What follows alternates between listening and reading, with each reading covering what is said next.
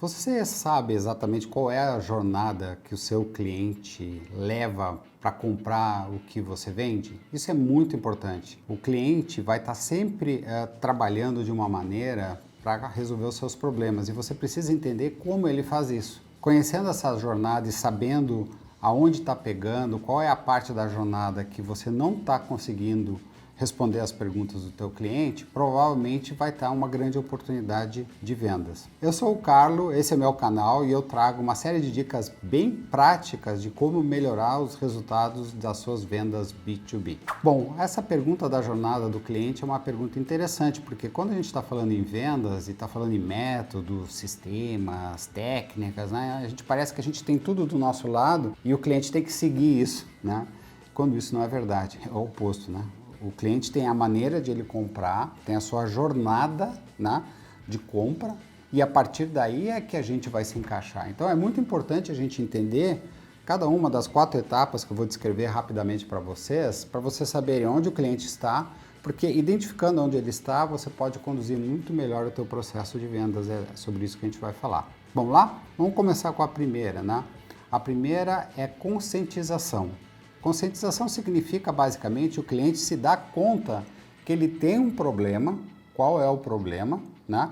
E que ele tem a intenção de resolver o problema, porque se na consideração ele avaliar que não tem o problema, nada acontece, né? Ele não vai contratar ninguém, ele não vai resolver o problema, fica tudo por isso mesmo. Então a conscientização é uma etapa muito importante, o cliente tem que se dar conta que tem um problema ou uma dor e que ele realmente quer resolver. A segunda parte, a segunda etapa é a consideração, né? O que é a consideração? A consideração é começar a analisar as opções, as alternativas que ele tem para resolver os seus problemas. Ele pode discutir isso internamente, normalmente discute isso internamente, né? Para obter um entendimento, né, das pessoas que participam da solução do problema, se todo mundo está na mesma página, né?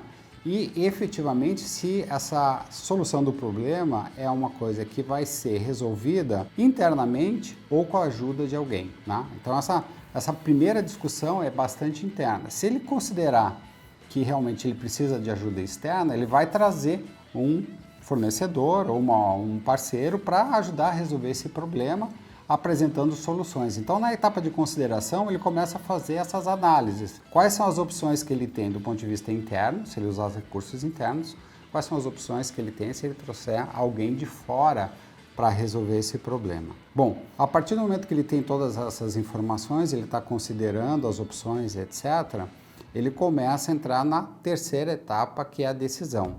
Ou seja, a decisão de resolver o problema e como resolver o problema, né? E principalmente que nos interessa, né, em vendas B2B, é com quem ele vai resolver esse problema, né, contratando, né, um parceiro ou um fornecedor.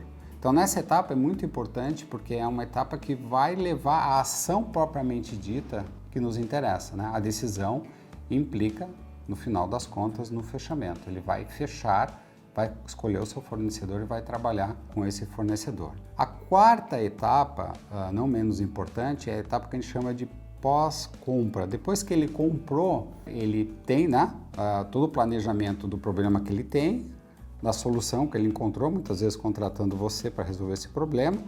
E agora vamos ver o que vai acontecer de fato, né, se o problema será resolvido. E o pós-compra é muito importante porque se as expectativas tiverem sido alinhadas, se o problema estiver sendo resolvido por você e o nível de satisfação através das interações para a solução do problema forem altíssimas, né, esse mesmo cliente vai se tornar um promotor seu, né? Ele vai indicar você para outras situações, para outras empresas que apresentam esse mesmo problema e provavelmente passaram por todas essas etapas aí da jornada do cliente. Então é muito importante quando você estiver interagindo com o cliente, já procurar entender aonde ele está, né, para você poder endereçar as perguntas certas, ajudar o cliente, né, a passar por uma outra etapa, né, para cada uma das etapas e principalmente não acabar invertendo as perguntas que você vai fazer ou até mesmo como você vai conduzir o processo. Se ele está na conscientização, não adianta você ir lá com toda a vontade do mundo querer fechar o cara, não vai dar, entendeu? Porque ele ainda está decidindo, inclusive, se vai trabalhar na solução daquele problema. Então você tem que endereçar a tua abordagem para essa etapa. Na etapa de consideração, né, você vai ter que mostrar o seu valor comparativamente, né, com outros concorrentes. Como é que você resolve aquele problema de uma maneira muito melhor do que o seu concorrente, ou até mesmo, né, como a gente já disse diversas vezes, até mesmo competindo com recursos internos, né? Que muitas vezes a decisão é vou fazer interno, ou a decisão pode ser não vou fazer de jeito nenhum.